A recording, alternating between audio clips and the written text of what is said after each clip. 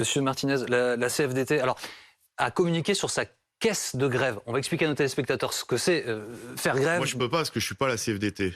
Non, mais Justement. attendez, ma question va venir. La caisse de grève, donc faire grève, ça coûte de l'argent, parce que quand on va faire grève, on ne perçoit pas son salaire, évidemment.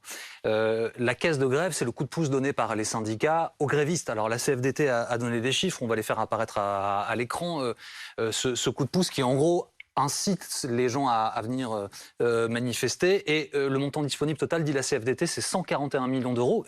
Est-ce que vous avez... Alors, c'est une confédération, hein, vous que vous présidez, donc que vous dirigez, c'est différent. Mais est-ce que vous avez un chiffre? La CFDT, c'est une confédération, mais on n'a pas les mêmes statuts, on n'a pas les mêmes règles. Nous n'avons pas de caisse de grève. Eux prennent une part de la cotisation des adhérents pour les mettre dans une caisse de grève, pas nous.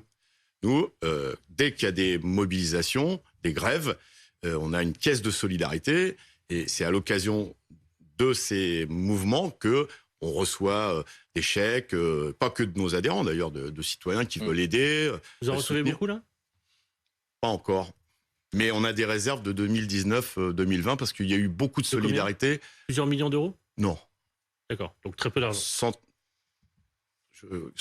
Vis-à-vis de ceux qui nous écoutent, je vais être pudique, parce que des centaines de milliers d'euros, c'est beaucoup pour ceux qui nous écoutent. Nos journalistes avancent ces chiffres, donc vous dites qu'ils sont trop importants. Collègue des grèves en 2019, 2,3 millions, vous le voyez à l'écran là.